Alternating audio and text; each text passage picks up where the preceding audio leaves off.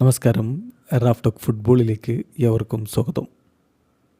UEFA champions ലീഗിലെ Atletico Madrid versus Real Madrid മത്സരത്തിലെ Julian ആൽവാരസിൻ്റെ double touch വിവാദം ഇങ്ങനെ അടങ്ങാതെ മുന്നോട്ട് പോയിക്കൊണ്ടിരിക്കുകയാണ്. ഇപ്പോൾ യുവേഫ സ്റ്റേറ്റ്മെൻറ്റ് ഇറക്കി അതിന് മറുപടിയായിട്ട് അത്ലറ്റിക്കോ മാഡ്രിഡ് ചില കാര്യങ്ങൾ പറഞ്ഞു. അതങ്ങനെ ഒരു ഭാഗത്ത് പോകുന്നു.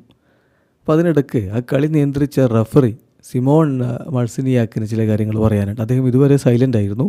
ഇപ്പോൾ അദ്ദേഹം തനിക്ക് പറയാനുള്ളത് പറഞ്ഞിരിക്കുകയാണ്.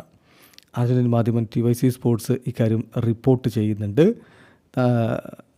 ഇദ്ദേഹമാണ് 2022 വേൾഡ് കപ്പിൻ്റെ ഫൈനൽ നിയന്ത്രിച്ച റഫറി എന്നുള്ളത് ഓർക്കുന്നത് പലർക്കും നന്നായിരിക്കും.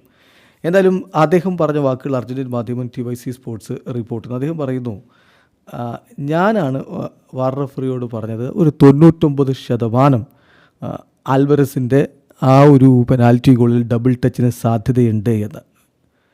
അപ്പോൾ ആദ്യം പലരും ഇവിടെ പറഞ്ഞുകൊണ്ടിരുന്നത് റയൽ മാഡ്രിഡിൻ്റെ താരങ്ങൾ, പ്രത്യേകിച്ച് കിലിൻ എംബാപ്പയാണ് ഇത് ഫോർത്ത് ഒഫീഷ്യലിനോട് ഡബിൾ ടച്ച് ഉണ്ട് എന്നാദ്യം പറഞ്ഞത്. അങ്ങനെയാണ് പിന്നെ കാര്യങ്ങൾ പോയത്. എന്നാൽ റഫറി പറയുന്നു, എനിക്കാണത് തോന്നിയത്. ഞാൻ വാർ റഫറിയോട് പറയുകയായിരുന്നു 99% ചാൻസ് ഉണ്ട് അവിടെ ഒരു ഡബിൾ ടച്ചിനെ എന്ന്. ഏതായാലും പിന്നീട് വാർ റഫറി കാര്യങ്ങൾ പരിശോധിക്കുകയും ചെയ്തു.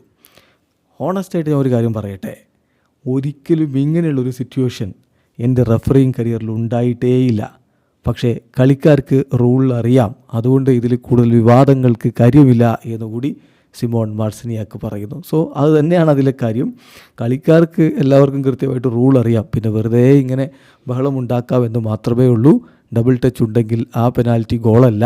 അത് തന്നെയാണ് റഫറി ഇവിടെ വ്യക്തമാക്കുന്നത്. വീഡിയോ അവസാനിക്കുന്നു. ഫുട്ബോൾ ലോകത്തെ കൂടുതൽ വിശേഷങ്ങളുമായി റാഫ്റ്റോക്സ് വീണ്ടും എത്താം.